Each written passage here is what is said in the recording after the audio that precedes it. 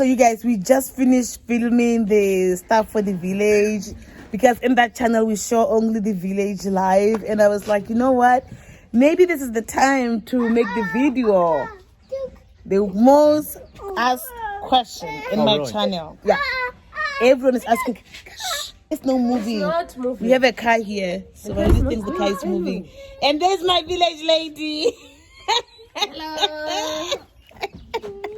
Yeah, guys, you need to check that channel. It's so much fun. The village life and everything. So make sure that you check that channel out. It's really fun. We're going to be, the main reason is to take away the stereotype, because some people don't really like us living in the village. So we want to show that the village life is actually very good, and sometimes even better than the city life. If you choose the city life, that's fine, as we chose the village life. Anyway, speak of the village life, the most asked questions: why did you guys leave America? Why did you move? There were a lot of reasons why I wanted to move here. I would say the number one reason was for the kids' development, especially Caleb and Joshua's. Ever since they were born, we have tried to be as proactive as possible in their development, especially since they were born so early that we've had to play catch up with them in a lot of situations. And we've been trying to really get them developed and get them ready for first grade, kindergarten, things like that. And I would say that was a huge challenge this last year with all the lockdowns in America and so forth, that the kids became a lot more isolated. A lot of the youth programs that we took them to before, whether it was the library or the museums or kids' activities, were basically all shut down. And when I would take them to the parks, they were the only ones at the park. So they didn't interact with hardly anybody at all. And I could see that it was really affecting their development. And we felt that coming to Africa would be tremendous for their development, to hang out with other kids who are the same age. And also, I have been looking into trying to get them ready for kindergarten or first grade. And a lot of the educational opportunities in America, whether it's through tutorship or preschool, especially if we found a preschool that was even open, it was kind of beyond our financial means. But coming here, we could get expert help in their development. We actually have a full-time tutor. They don't just go to this tutor 1 hour a week, but they're with that tutor almost full time, 5 days a week, and at least 4 or 5 hours a day, and a lot of times longer than that. And then we're in a place where they can interact with at least 10 other kids their age. That's within the confines of our home. But if you go outside the home, they can interact with an innumerable number of people. And when we looked at the curriculums of the education system, especially for the younger kids, the Botswana education system seems to be quite strong. And actually the teacher that's teaching them right now, she has a lot of expertise with teaching kids and getting kids ready for kindergarten or first grade. And so that was my initial desire, to get here and just get them ready and to get them developed, get them interacting with kids, because it was just breaking my heart.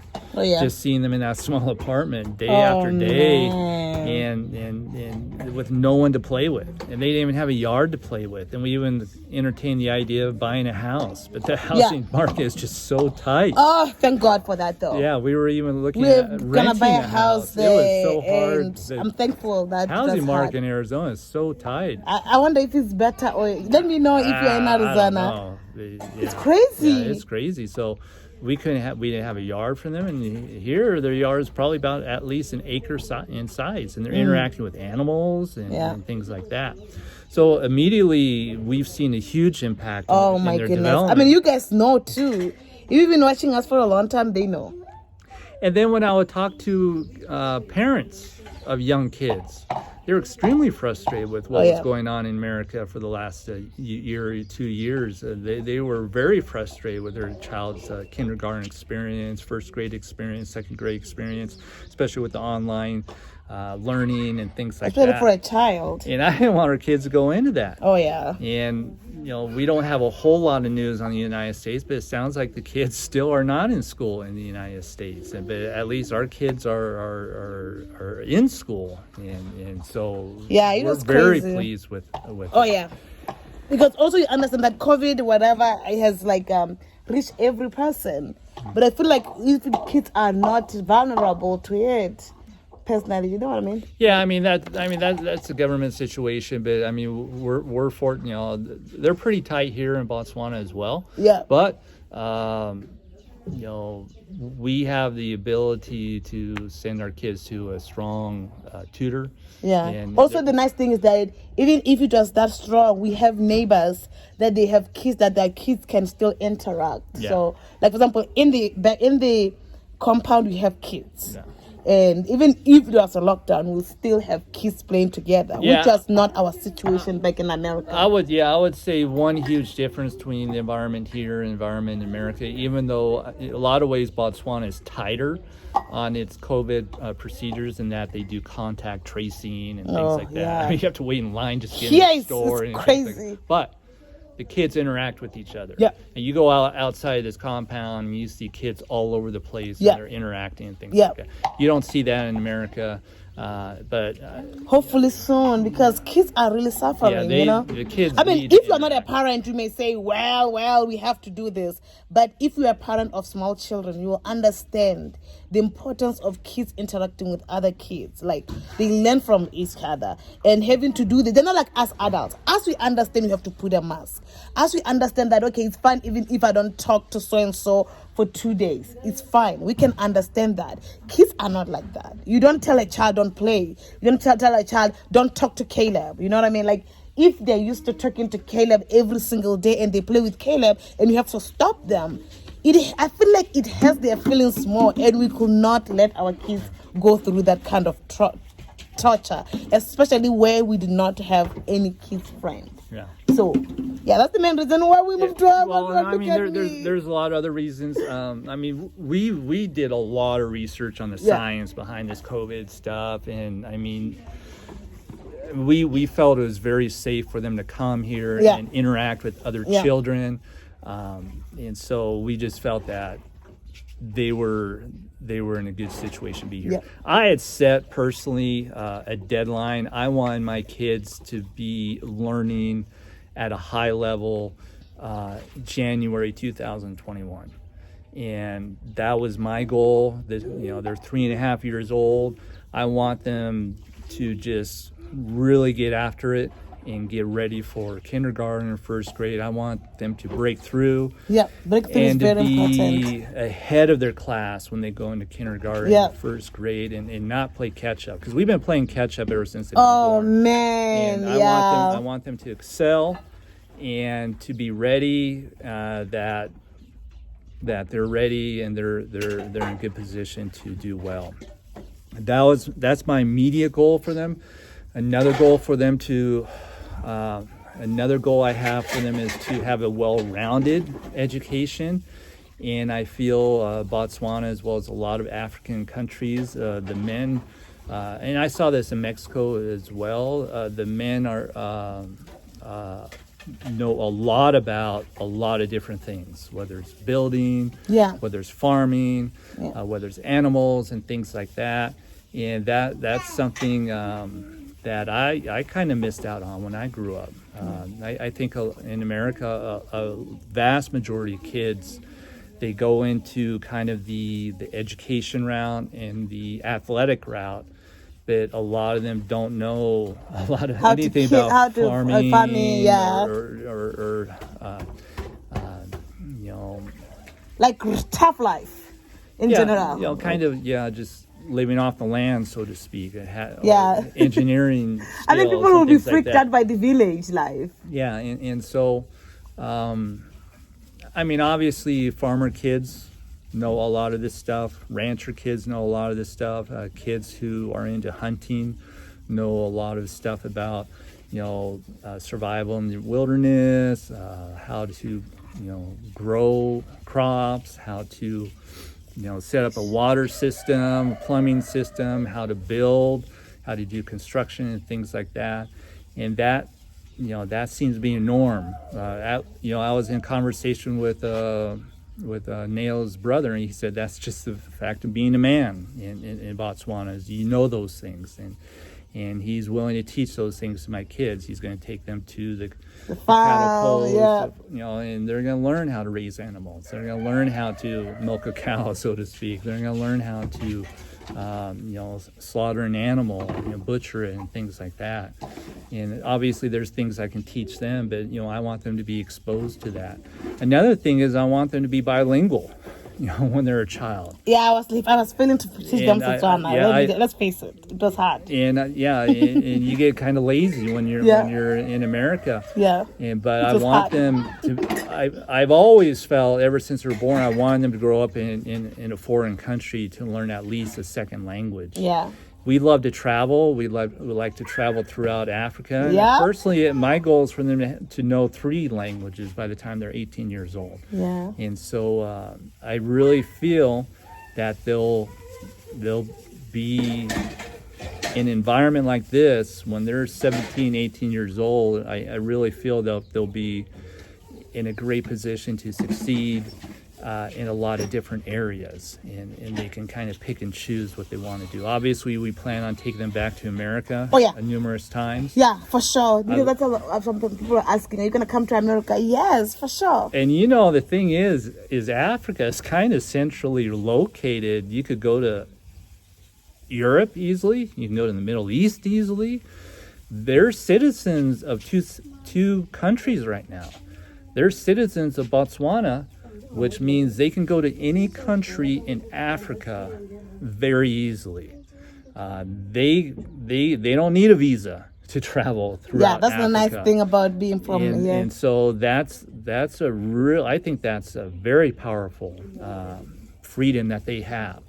And if they want to go to Asia, we can take them to a lot of places. Yeah. And as well as to America and so forth. And I'd like to take them to a lot of countries in Africa and get them exposed. And I really think it will open their eyes, and it'd be great for their development. And if they grow up in a strong school system, and I even looked at what the curriculums were, I really feel that they'll have a good education if they continue to stay here. Not only a good, well-rounded education, but also technical education as well. And with the internet capability, we would like to greatly enhance that even after they come home from school. And so I really think with them speaking multiple languages, having a well-rounded education, and they've started their education from day one that they were here, and they've been doing it consistently. I really think this will position them to do quite well, God willing, when they grow up.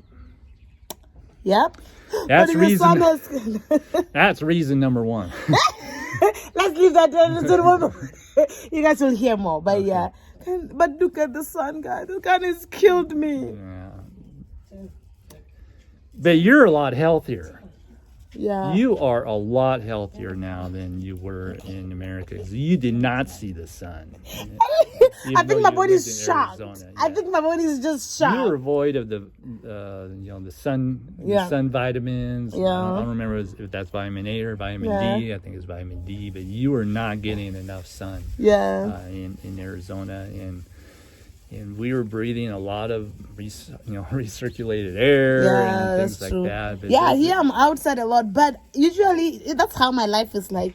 Usually in the summer I get this way, and then in the winter, because it's cold, I'm in the house more. I get back to my normal complexion, which is gonna be around May, June. So please don't freak out, because a lot of people are like, no, we can see you're having some blotches on the face, you're getting dark. That's the real village life. I mean, I have to be in the sun. Also, I'm showing you guys the village life in hope that I'm going to transform some of you guys' mind to see that village life, city life, you choose wherever you still find. Make sure that you subscribe to that channel, guys, that of the village life, because we're going to be posting weekly and you guys are going to love it. It's a village community life, and you're gonna see our community, you're gonna be seeing everyone in our compound, you're gonna be seeing other people visiting and everything. We are also planning on visiting some of the countries to learn about their village life, in hope that people are not going to look down on the village life, because I see like on YouTube people portray more of the city life and show the city life looking so lively, like,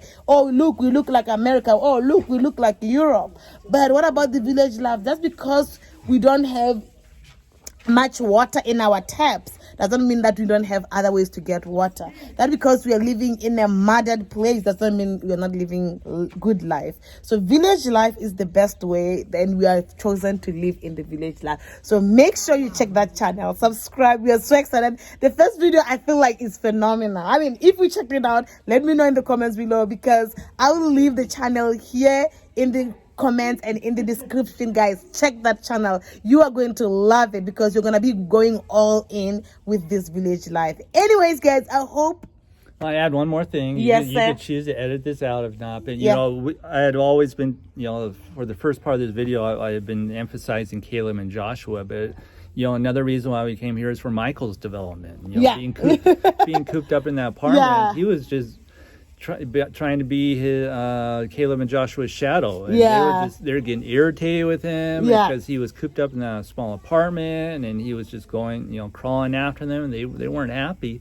We just didn't have room Yeah. for them. No. We didn't have the ability to go outside safely, and he's blossomed here. oh man, I mean, he's everyone's favorite here. I mean, he's got his own entourage around The him. best move and ever. So he's not bothering his brothers hardly at all. He'll just crawl around on his own. And then when I go outside the walls here and walk around, everybody's asking, "Where's the little one? Where's the little one?" Yeah. So he's got his own little identity now. Yeah, and that's he's so doing nice. well. He's doing extremely well. So I wanted him to be growing up in a wonderful environment as well, that he can blossom. Yeah. Anyways, guys, hope you enjoyed this video. Bye. Bye.